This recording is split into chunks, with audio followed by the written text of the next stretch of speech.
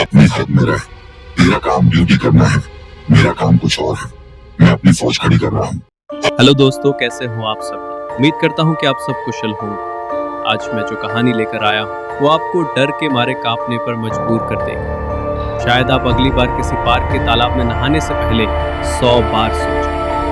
ये सच्ची कहानी मुझे राजस्थान के एक गार्ड ने भेजी थी जब वो एक शहर में तैनात था। वो शहर का नाम वो बताना नहीं चाहता, लेकिन मैं इशारा दे देता हूँ। वो शहर एक एजुकेशन सिटी के नाम से जाना जाता है। आप समझ ही गए होंगे। अपना नाम भी गार्ड ने छुपाया, इसलिए हम उसकी पहचान को उजागर नहीं करेंगे। शुरुआत होती है उस शापित पार्क से। एजुकेशन सिटी में एक ऐसा पार्क है जिसे लोग भूतिया पार्क के नाम से जानते हैं। इस पार्क में एक तालाब है, लेकिन अजीब बात यह है कि जो भी उस तालाब में नहाने गया वो जिंदा वापस नहीं आया। पहले जब पार्क बना था तो वहाँ सब सामान्य था।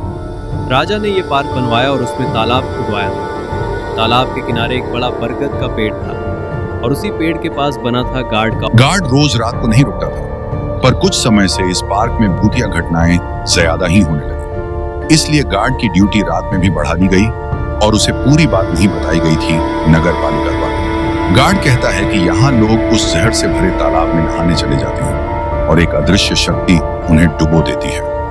सिर्फ उनकी लाश ही बाहर आती है और उनका शरीर हल्का हो जाता है। ऐसा क्यों होता है किसी को नहीं पता। गार्ड को बस इतना बताया गया कि वहां करंट है जिससे लोग मर जाते हैं, जबकि पार्क में मोटर की वायरिंग भी सही थी और जब पानी सूखता था तो एक ही आदमी को निकालने के लिए 8-8 लोग लगते, तब जाकर वो निकाला जा पाता। इसलिए वहां लोहे की बड़ी सी बाउंड्री बना दी गई। एक दिन गार्ड को एक साधु मिले। उन्होंने कहा कि यहाँ सईद रहता है। वो लोगों की बलि लेता है जब भी कोई इस पानी के अंदर जाता है। साधु जी ने कहा, तुम इस पानी में मत उतरना, नहीं तो तुम भी उसी जमात का हिस्सा बन जाओगे। गार्ड ने पूछा, तो मैं क्या करूं? साधु बोले, तुम अपना काम करो और लोगों को अंदर मत जाने दो, बस। लेकिन गार्ड साहब इन बातों में विश्वास नहीं करते थे। उन्होंने कहा, मैं अपनी बंदूक लेकर बैठता हूं, देखता हूं कौन आता है रात। साधु बोले, ज्यादा शेर मत बनो, इस शक्ति के आगे तुम्हारे जैसे की छुट्टी कर देगी। रात को 8 बजे गार्ड दिन की ड्यूटी करके थोड़ा सोकर उठा और अपनी बंदूक लेकर बाहर आ गया। बरगद के पेड़ के नीचे बैठ गया। कुछ देर बाद उसने देखा, उसी पानी से एक 18 फीट लंबा आदमी निकला जिसकी आंखें लाल लाल थीं। गार्ड ने देखा और तुरंत फायरिंग शुरू कर दी।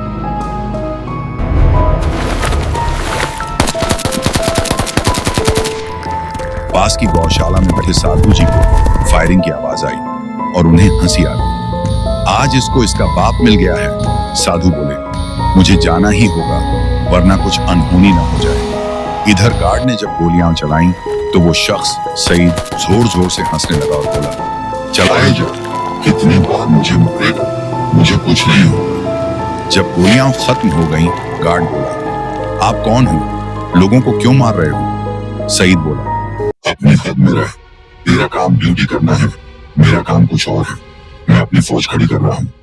उसने चेतावनी दी कि अगर दोबारा पानी में उतरा तो वही हाल कर देंगे। गार्ड चुप हो गया। तभी आसमान से सीढ़ियों जैसे एक एक कर शक्तियां उतरने लगी। वो इंसानी नहीं थी। गार्ड के होश उड़ गए। उसने देखा कि तालाब से मरे हुए लोग निकल रहे हैं। कोई ऊपर जा रहा है, कोई नीचे से आ रहा है। गार्ड को पसीना पसीना आ गया। डर के मारे पैंट में पेशाब कर दिया। सईद ने कहा, ये मेरी जमात है, ये मेरी दुनिया है, इंसान इस पानी में मत उतरना। और सफेद घोड़े पर चढ़कर वह आसमान में गायब हो गया। साधु जी फिर आए और बोले, कैसा लगा? मैंने पहले ही कहा था। साधु ने बताया कि जब राजा ने पार्क बनवाया था तो ऐसा कुछ नहीं था, पर आजादी के 4 साल बाद से लोग वहां नहाकर मरने लगे। पुलिस ने भी जांच की लेकिन समझ नहीं आया, इसलिए लोहे की बाउंड्री और यंत्र लगाए गए। एक बार एक पुलिस कांस्टेबल की जिद्दी लड़की वहां आई, शराब पी रखी थी, तालाब में कूद गई। गार्ड और पुलिस वालों ने रोका पर वो नहीं मानी। उसी वक्त सईद ने उसे डुबोकर मार दिया। उसकी लाश ऊपर आ गई। रात में वही लड़की फिर तालाब में जंजीरों में बंधी दिखाई दी और साथ में आया 18 फुट लंबा सईद। सईद ने एक चमकती हुई वस्तु उसके ऊपर घुमाई और वो लड़की भी 17 फुट लंबी होकर हवा में उड़ गई। लड़की ने अपने बाप को एक नजर तक नहीं देखा। सईद बोला, तेरी बेटी खुद भी हमारी जमात में शामिल होना चाहती थी, इसमें गार्ड की गलती नहीं। थोड़ी देर बाद काजी आया सईद के साथ। जमात के सभी लोग उसे सलाम कर रहे थे। काजी ने लड़की को जमात की नौकर बना दिया और सब गायब हो गए। सईद ने कांस्टेबल से कहा, दिल किया इंसान जात की बोली हमारा कुछ नहीं बिगाड़ सकती। चिड़िया तक यहाँ नहीं आती, तुम इंसान क्या चीज हो। उसके बाद गार्ड ने गांव में सबको ये कहानी सुनाई और सभी मान गए। आज भी जिनकी किस्मत में मरना लिखा होता है वही लोग वहां जाते हैं और मारे जाते हैं। तालाब सूखने पर बीच में गए आदमी को निकालने के लिए 8 लोग लगते हैं। यह कहानी मुझे उस गार्ड ने बताई थी जब मैं उस जगह विजिट करने गया था। मेरी घोस्ट डिवाइस ईएमएफ मीटर ने भी वहां कुछ अजीब संकेत दिए। डूसिंग रॉड भी बना सिग्नल दे रही थी। इवन कंपास भी अपनी जगह पर काम नहीं कर रहा था। जब मैंने गार्ड से पूछा कि क्या इस जगह का नाम बता दूं, उसने कहा नहीं, क्योंकि यहाँ लोग बिना देखे नहीं मानेंगे और सईद जमात बनाए बिना नहीं मानेगा। मैंने कहा ठीक है, मैं इस जगह की पहचान छुपा लूंगा। तो दोस्तों, ये थी आज की कहानी। अगर आपको पसंद आई हो तो जरूर बताइए।